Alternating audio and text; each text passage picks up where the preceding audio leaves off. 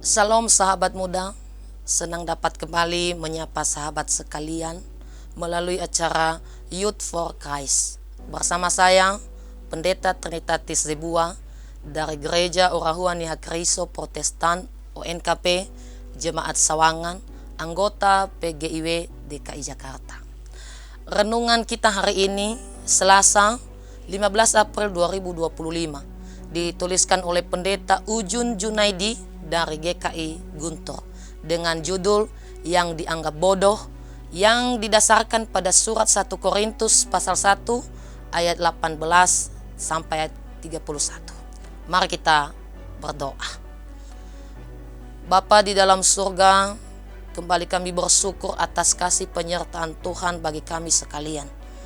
Engkau telah menolong memberkati kami ya Tuhan, bahkan di setiap perjalanan hidup yang Tuhan berikan bagi kami.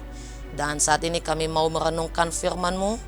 Kiranya Tuhan yang selalu menolong memberkati kami dan membukakan hati kami masing-masing, sehingga apa yang boleh kami renungkan bersama menjadi berkat bagi kami.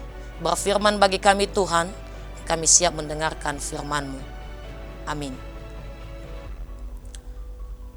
Sahabat, yang akan menjadi pusat refleksi kita hari ini adalah di dalam 1 Korintus pasal 1 ayat 28. Apa yang tidak terpandang dan yang hina bagi dunia, bahkan apa yang tidak berarti, dipilih Allah untuk meniadakan apa yang berarti.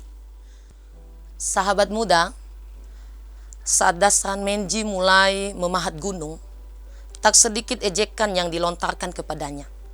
Baik penduduk desa maupun ayahnya sendiri menganggap apa yang dilakukan Menji adalah suatu kebodohan dan tidak masuk akal. Namun berkat konsistensinya selama 22 tahun, ia berhasil membelah gunung dan membuat jalan sepanjang 110 meter. Ia menciptakan akses jalan yang memudahkan semua orang pergi ke kota untuk mendapatkan fasilitas kesehatan.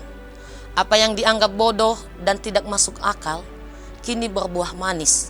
Menji the Mountain Man menelan ejekan yang menganggap bodoh dan membuahkan karya nyata.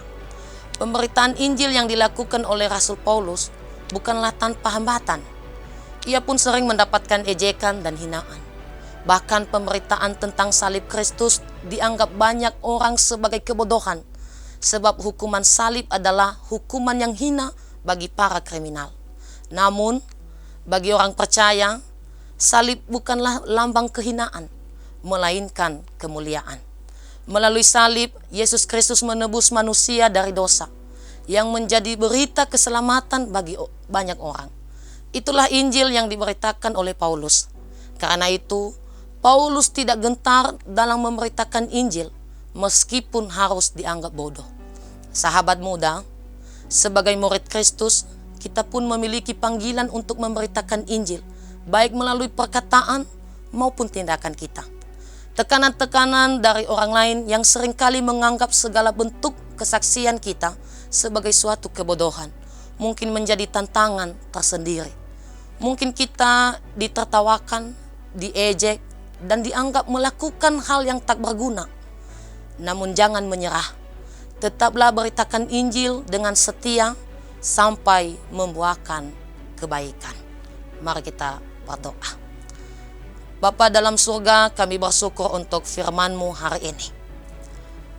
Mengajarkan kami, anak-anak muda generasi saat ini Tuhan, bahwa apa yang dianggap bodoh bagi dunia akan diberkati Tuhan menjadi berkat bagi sesama.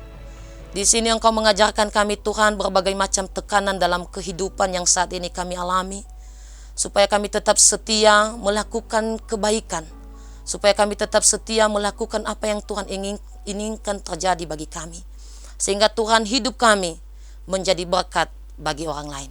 Dalam nama Yesus kami berdoa dan bersyukur. Amin. Sahabat muda, demikian renungan kita hari ini. Jangan lupa subscribe, like, dan bagikan kepada teman-teman kita yang lain. Tuhan memberkati.